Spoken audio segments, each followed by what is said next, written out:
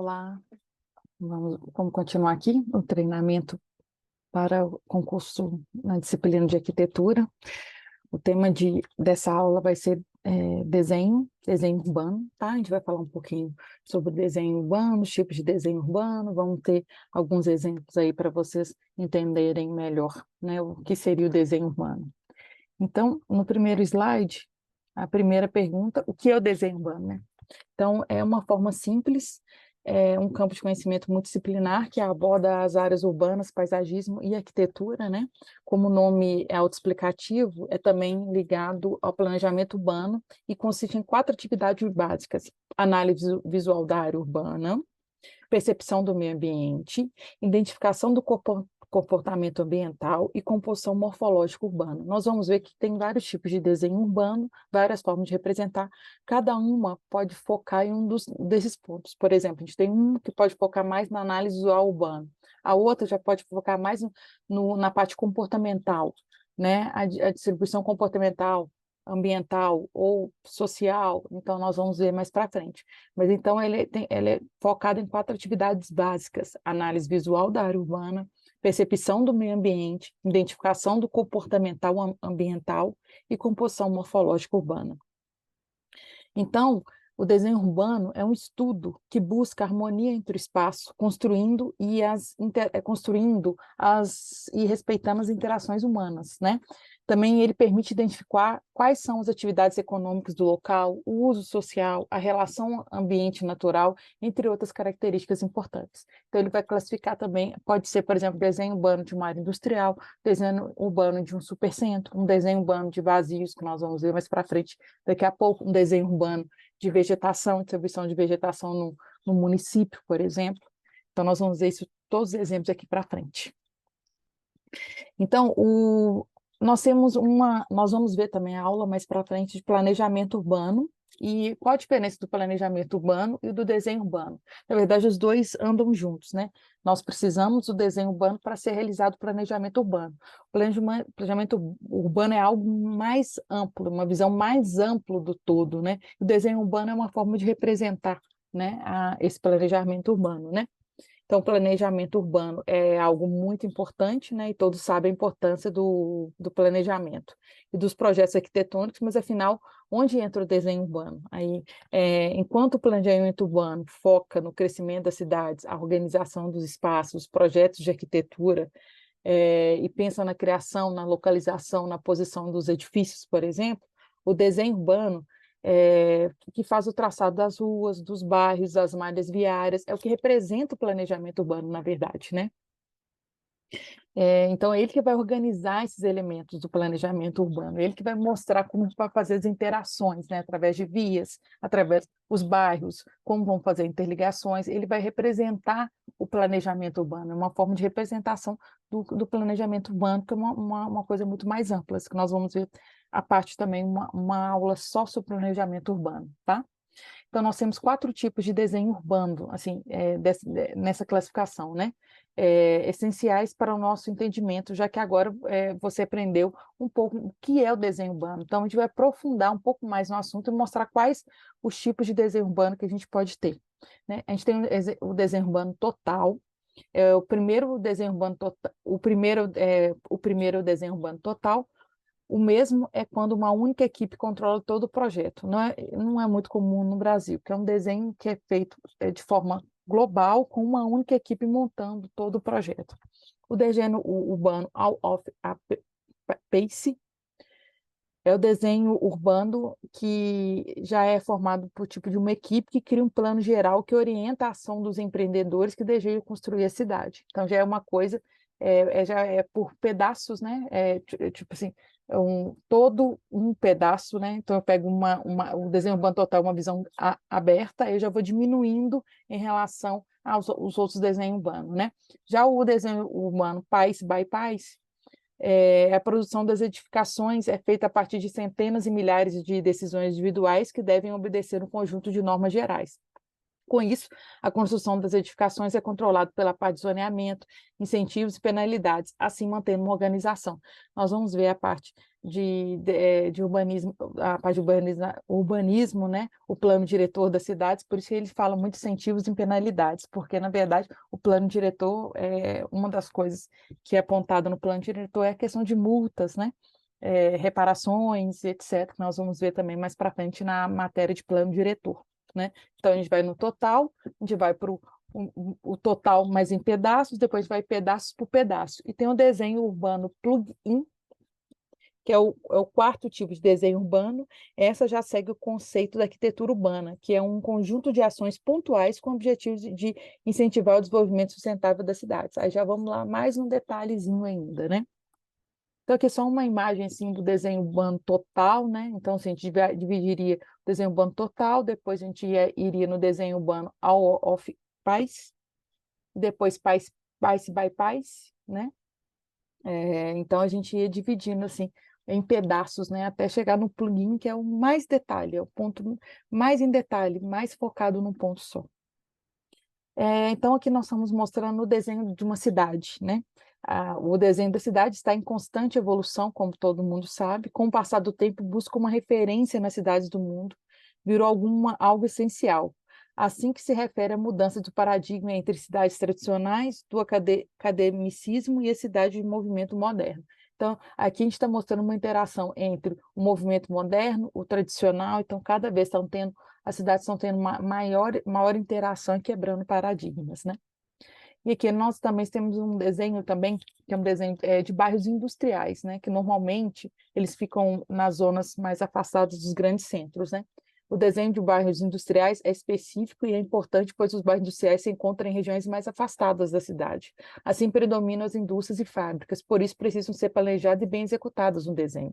Lembra que a questão da movimentação é grande, as pessoas moram nos centros urbanos e trabalham lá. Então, tem que ter a questão do transporte público, a questão das grandes vias de acesso rápido, né?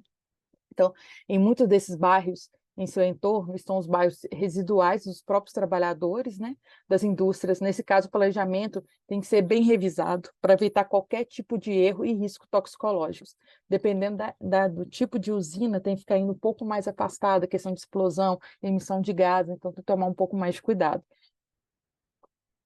Infelizmente, com o grande crescimento das cidades, a tendência é ter os bairros industriais e ter os bairros residenciais desses trabalhadores ficarem muito próximos às áreas industriais, aumentando, sim, muito o risco, né, desses moradores por estarem muito próximos, né, das áreas industriais, né? Então, vamos lá. A gente tem os métodos e as técnicas de desenho de projeto urbano, tá? Qual é o método que a gente pode utilizar? Nos métodos e técnicas deverão ser utilizadas as metodologias de análise do espaço urbano e da paisagem, para assim fazer um desenho do projeto urbano. Então, a gente tem técnicas, padrões, para a gente fazer um bom desenho de um projeto urbano, né? Essas são as metodologias e técnicas de análise do espaço urbano, entre outras, né? Como, por exemplo, vou te dar apenas alguns, tá, gente? Produção de mapas mentais, que foi defendido por Kevin Lindsay, e a utilização dos 5 pontos empregados com o Lynch e a e a imagem da cidade, né? Que eu vou mostrar aqui para frente, tá, gente? Os estudos de Kevin Lynch, que é o que eu vou mostrar aqui para frente, avançam significativamente no sistema de apostos teóricos e metodológicos ao processos ambientais, como as técnicas de investigação de projetos urbanos, tá? Então, a gente vai falar um pouquinho mais dessa metodologia de Lindsay. Seu método de leitura é dividido em categorias, tá? Os canais, né, que são elementos, aqui nós vamos ver os canais, tá, gente? Que são elementos, que é representado por PAT, que são elementos, são partes são canais ou elementos lineares, a partir dos quais os observadores se movem e estabelecem seu ponto de vista, tá? Então, aqui, mostrando aqui na parte de baixo, tá, gente? Os nós, ou cruzamentos, com interseções entre os canais ou pontos de convergência do fluxo de atividade. Então, nós temos os nós aqui representados. Então, aqui nós estamos vendo na imagem alguns nós. Infelizmente, gente, eu não consigo colocar o pontalete mudar de imagem, tá? Então, assim, eu vou mostrando aqui na parte central, da parte central à direita, eu vou falando assim com vocês, tá? Porque senão eu não consigo mudar de slide, aí toda hora vai atrapalhar a aula. Então, assim, na parte central à esquerda, nós estamos vendo as partes que são as linhas retas, né? Os cruzamentos, que a gente chama de nós, né? Que são os cruzamentos entre essas linhas retas, né? Os limites, que são os bairros, né? Bordos ou barreiras. Na verdade, desculpa, gente, os limites, né? Que são bordos ou barreiras definidos como elementos separadores ou articuladores entre as áreas distintas. Por exemplo, nós estamos mostrando aqui os limites, por exemplo, os quarteirões são considerados limites, né? Que landmarks, que está mostrando aqui na imagem, tá? Então, assim, os quarteirões são os limites. E aí já tem o edge, que é os bairros, né? Os distritos ou os bairros, com porções visuais homogêneas do território dotado de imagens e legibilidade particular. Quer dizer, que a gente tem bairros industriais, bairros residenciais, bairros comerciais, né? Então, a gente pode dar uma identidade particular para cada um deles, tá? Que é no caso, aqui, por exemplo, aqui áreas industriais, né? Construção, os bairros mesmos. E aí nós vamos ter os distritos, marcos referenciais, né, os distritos, como que são os bairros, né, desculpa, são as porções visualmente homogêneas do território dotados de imagem e letividade particular, que é os bairros, né, que eu já havia falado, desculpa, gente. E os marcos referenciais, elementos de pontuação ou orientação urbana, excepcionais no entorno, que são monumentos, por exemplo, né?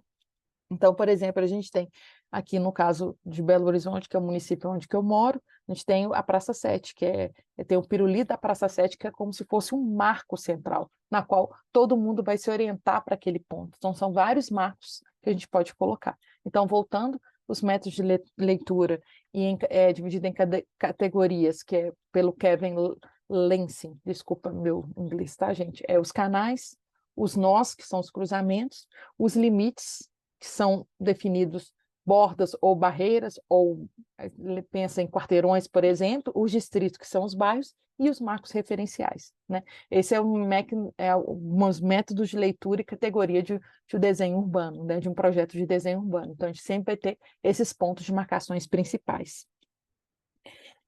Análise visual, e aí nós temos um outro ponto de métodos e técnicas de desenho urbano e projeto, que é a análise visual de Gordon Cullen, que eu gosto muito, eu acho muito interessante, né? Ele é um método de Gordon Cullen, em visão geral seria, tá? É uma visão serial e uma série de visados que evoca a emoção do observador de forma precisamente convicta. A leitura é feita através de trajeto definido pelo próprio observador, onde neles são marcados setas que simbolizam as visadas. Ao lado da planta baixa, ficam organizadas as ilustrações que correspondem a cada visada, e essa forma de organização desse método. Aqui nós estamos mostrando algumas visadas, né? E aqui nós estamos mostrando o que seria. Então, por exemplo, a gente tem os pontos, e a cada ponto a visada da pessoa, né? Do observador, desculpa, que ele cita, tá vendo? Então, ponto 1, a visada do ponto 1 do observador. O ponto 2, eu estou mostrando a esquerda da imagem. O ponto 2, a visada à direita do ponto 2. Então, isso é um método também de análise visual segundo Gordon Cullen. É um método de desenho urbano e projeto urbano que pode ser representado dessa forma, tá? Então, é uma coisa mais a ver com o observador, a visão que o observador tem do local, por exemplo, tá? Análise, aí nós temos também outros tipos de análise, que é a análise morfológica ou topológica também pode ser dita, e a análise tipológica, né, que também segue um pouco os critérios de interesse individual de cada observador, né? As análises morfológicas da cidade têm seu objetivo central a compreensão da realidade urbana, através do estudo das relações que estabelece entre o direito dos elementos urbanos, isso é, estudo profundo. Nessa análise, é considerada também a cidade como produto em um processo evolutivo e dinâmico, que aparenta as diferenças técnicas e realidades socioeconômicas ao longo do espaço que vão sendo construídos e transformados. Então, a análise morfológica é uma interação entre o desenho urbano, ao prédio, a edificação, com a morfologia, como pode ser tanto social quanto de relevo. Eu dei um exemplo aqui embaixo, gente, eu vou pular, depois eu volto. Que é a análise morfológica, que é essa questão aqui do conjunto de prédio, conjunto Prefeito Mendes de Moraes, que é um conjunto de prédios localizados no Rio de Janeiro. que é uma análise topológica que é inspirado pelo sítio, né? Topos, ou em grego quer dizer sítio em local, né? Um local como se fosse um sítio. Isso é, extraía uma das mais características do local onde o edifício será implementado.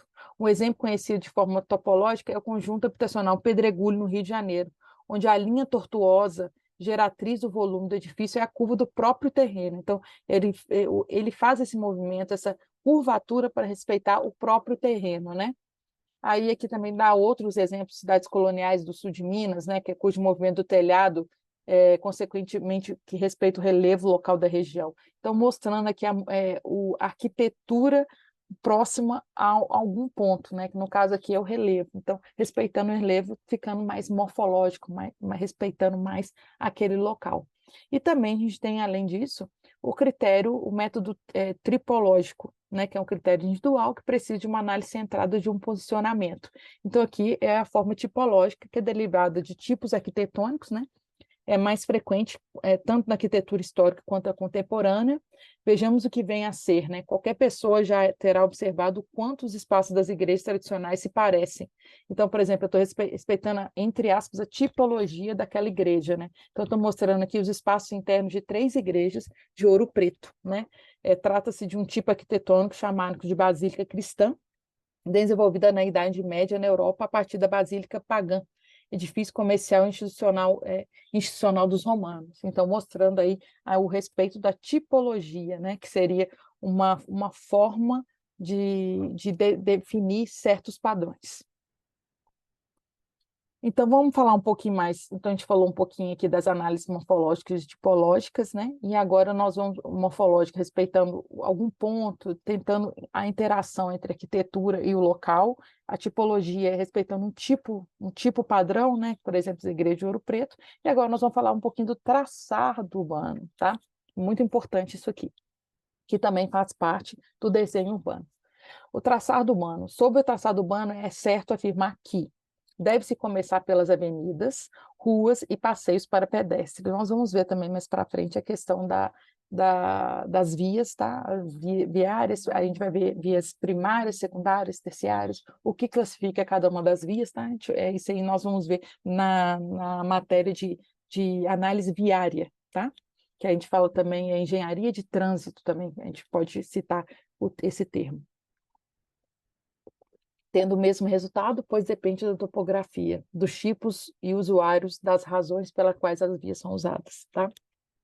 Considera também o traçado das vias, pode ser aberto, nós vamos ver, e fechado, cada um deles tendo várias possibilidades e configurações. Nós vamos ver, podemos ser cidades feitas só com traçados fechados, cidades com traçados abertos, vantagens e desvantagens, a melhor mistura entre traçado aberto e fechado, nós vamos ver que é sempre as melhores opções. Então, vamos lá, nós temos também, entre os traçados, a gente tem os ortogonais e não ortogonais, né? Também, em todas as situações, os traçados ortogonais serão mais econômicos, né? Que são aqui, por exemplo, a imagem da figura A, tá? Malha urbana fechada ortogonal, aqui à sua direita da imagem. Pois as glebas resultantes serão mais regulares, o que proporciona o seu melhor aproveitamento e ocupação, tá? Os cruzamentos traçados não ortogonais, que aí nós vamos ver na figura B e na figura C, não ortogonais são mais difíceis de traçar, especialmente em quesito de visibilidade. Terão também uma maior área de pavimentação. Então, a gente aumenta a área de pavimentação, já fica um pouco mais difícil a questão da visibilidade, né? Você encaixar prédios, edifícios nesse tipo de traçado, né?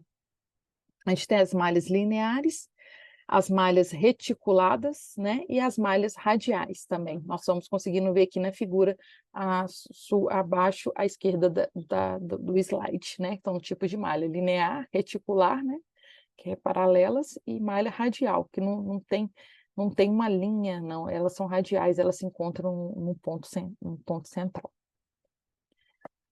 Então, vamos falar, a gente falou das malhas, né? Agora vamos falar das malhas abertas. As malhas que são traçados não ortogonais, que são esses, no caso, esses aqui, tá? A figura B da imagem, à sua direita. São traçados não ortogonais, serão mais extensa, mas uma razão que leva ao aumento de custo, né? Se você for olhar na figura B, nessa imagem, a gente vê que as linhas podem ser mais extensas, tá? Tem vantagem na adoção de malhas abertas. Quais são elas? Crescimento da quantidade de lote por hectare, aproximadamente 17,6% em comparação com a malha fechada. Se a gente voltar aqui na figura anterior e ver, a gente pensa, tá vendo? A área aberta, a área na qual eu posso fazer loteamentos é maior na figura B do que na figura A. Então, isso é uma vantagem da malha aberta. Diminui a rede de malha viária, né? Então, você vê que tem menos ruas, se for considerar isso aqui como se fosse ruas, a figura A do que a figura B. Então, diminui a malha viária, né? Mas também tem as desvantagens. Maior probabilidade de interrupções no caso de acidentes ou manutenções, porque, gente, eu não tenho muitas opções, né? Na imagem A, aqui eu tenho mais opções de ruas, por exemplo, dá um acidente na rua C, por exemplo. Eu posso passar na rua D. Aqui, como tem poucas ruas, dependendo de onde ocorreu o acidente, eu vou ter mais dificuldade de locomoção, tá? E no caso da malha urbana triangular é ainda pior. A distribuição de gás, coleta de lixo ficam mais complexas, né?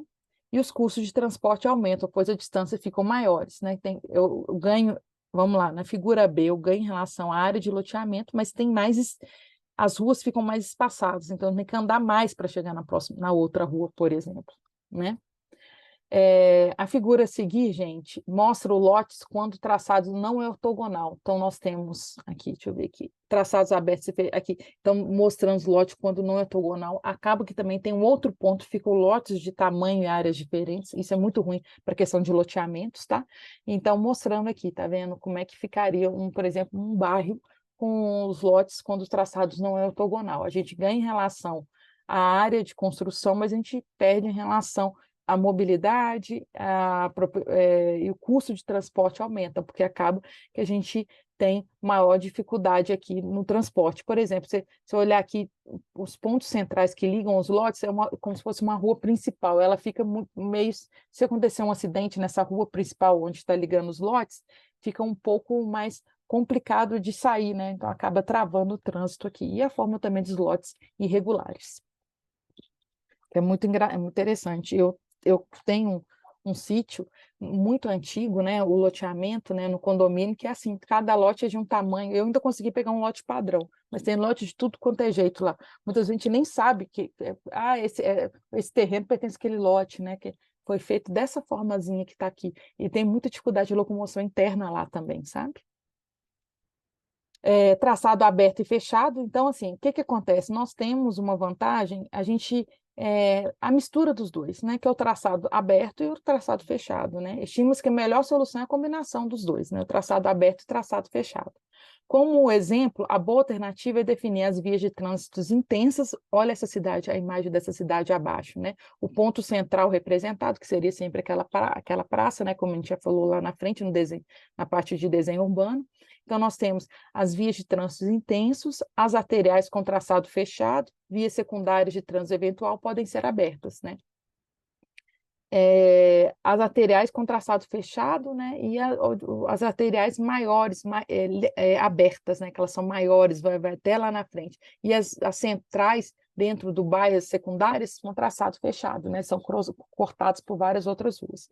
Em resumo, se quer obter um traçado econômico, é importante usar o maior grão possível para a malha principal. Essas são uma das muitas considerações sobre traçado urbano, tá? Então, para a malha principal ser a mais larga possível, ela pegar o acesso, a maior quantidade mais aberta possível, pegar o acesso a maior quantidade de bairros para que a gente consiga fazer a cidade fluir, né? Então, gente, eu vou falar um pouquinho agora, aí eu vou continuar passando os slides para mostrar. É o diferente tipo de desenho urbano, né? O diferente tipo de representação do desenho urbano. Por exemplo, mapa de zoneamento, né? É um macroestudo do entorno, é uma característica do lote em relação a certa região, característica do ponto de vista de zoneamento urbano, legislação e etc. Então, aqui nós estamos mostrando, gente, uma imagem de um município, né? E aqui a gente mostra aqui, por exemplo, o mapa de zoneamento, mostrando as zonas aqui. Em vermelho, as zonas de comércio. Estou falando da figura à esquerda, à esquerda da imagem. Zonas industriais em rosa, as zonas residenciais em verde. Então, você vê que essa região desse município, a maior parte é de zonas residenciais. Então, isso é mostrado no mapa de zoneamento. Uso e ocupação do solo. Nesse recurso, deve servir para identificar a atividade predominante no entorno, evidenciar a ausência de determinada atividade e dentre outras. Então, aqui também, gente, na mesma imagem à esquerda, a gente já consegue ver também essa parte do uso e ocupação do solo. Por exemplo, na parte azul, a gente está falando que são habitação populares. Na parte amarela, já é parte de serviços públicos e comunitários. Na parte cinza são vazios urbanos que a gente está representando nessa figura. Então, aqui também a gente também está representando o uso e a ocupação do solo, como é feita, né? Então, além dividida em zonas e a forma que é feita o uso e ocupação do solo. Mapas de cheios e vazios. Nesse mapa é possível identificar os tipos de ocupação, a disponibilidade de áreas livres, as relações entre público e privado, a morfologia urbana, a tipologia do sistema viário e os demais fatores. Aqui embaixo, na figura à direita, a figura à direita da imagem, nós estamos mostrando um mapa de cheios e vazios. Nesse caso, esse mapa está mostrando as áreas de intervenções pontuais, está vendo? E o que está em preto são edificações. Então, o que está em branco, né, seriam áreas vazias ou ruas e acessos, tá? Aí, aqui nessa questão dessa imagem aqui, ela até mostrou uma área na qual ia ter uma intervenção representando, foi representado nesse mapa de cheios e vazios. Nesse caso, está mostrando os acessos, os espaços vazios, está vendo? Onde que está branco aqui, bem espaçado, deve ser um acesso principal, né? E também as áreas vazias, né? E no preto aqui representa a parte onde as áreas, onde já tem edifícios, né? Então, é interessante para ver, assim, por exemplo, lotes, onde tem lotes ainda que possam haver construções, né? É mais fácil a visualização quando representada nessa forma, desse mapa de cheios e vazios, tá? Então, vamos continuar. Mapa de visadas, pontos relevantes e visuais, né? Acho que a gente já viu até algo lá no começo mais similar, né? São colocados para destacar as visuais a serem preservadas, os visuais menos interessantes, os pontos de vista que poderão ser criados, reforçados ou alterados. Então, aqui, ó, na imagem à esquerda, nós estamos mostrando os pontos visuais. Então, a gente representa os pontos, tá em vermelhozinho, e aqui está mostrando aonde o ponto de vista, o que deve ser preservado, o que deve ser mudado. Então, assim, chama-se essa forma de representação, chama mapa de visadas, pontos relevantes e visuais, tá? E nós temos também um famoso mapa topográfico, né? Topografia, né? Na topografia, sua função é evidenciar as características físicas do terreno, tal como inclinação e desenho, né? Portanto, conjugados os desenhos de planta e corte, podemos ser combinados as maquetes físicas também, e ou digitais, evidenciando a possibilidade de ocupação ou não de movimentação de terra, dentre outros, o risco de movimentação de terras, entre outros. Então, aqui nós estamos mostrando um mapa topográfico com as curvas de níveis representando a cidade, né? Então, onde que pode ser feito o bairro, aqui a inclinação é muito grande, não tem como construir, é muito importante essa representação para ver a possibilidade aí do crescimento urbanístico, né? Respeitando o relevo. Mapa de vegetação, nós também temos, né? A sua função é identificar as áreas de concentração de vegetações, áreas de plantio, porte da vegetação e espécie, área de vegetação rarefeita, etc. Né? Então, aqui nós estamos mostrando aqui um mapa à sua esquerda, a gente vê a questão da área de vegetação de caatinga, representando aqui, ó, arca de solo exposto, espaço verde urbano, área urbana, aqui representando aqui esse desenho do mapa de vegetação, né? Nós também temos, a gente pode ser apresentado também, gente, a questão da função da orientação solar, ventos dominantes, né? Que isso aqui também pode ser apresentado através de mapa. Sua função vai além de somente indicar os pontos cardeais, né? Serve para correlacionar com o microclima, apresentando um local onde pode instalar, por exemplo, equipamentos com piscina. Então, é muito importante para saber se a piscina vai pegar sol ou não, né? Então, tem que estar relacionado com a setorização e direcionar o projeto de vegetação. Então, na verdade, a gente tem que direcionar o projeto para encaixar, para que possa respeitar a questão da mesma da orientação solar.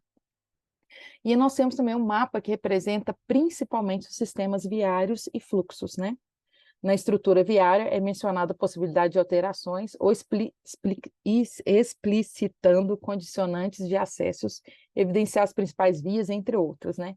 Indicar a área de pedestre, onde que é a área de pedestre, onde que é a área de veículo, rotas de transporte público. Aqui nós estamos mostrando aqui um mapa do município de São Paulo, que é o mapa do sistema viário dos principais fluxos, mostrando as principais vias, sistemas, a parte de sistema viário estrutural, as principais vias, né?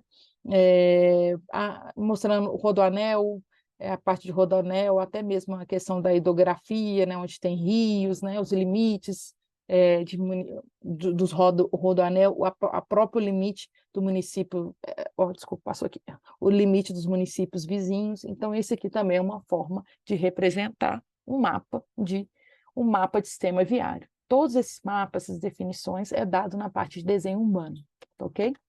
Então, nós finalizamos essa aula. Até mais.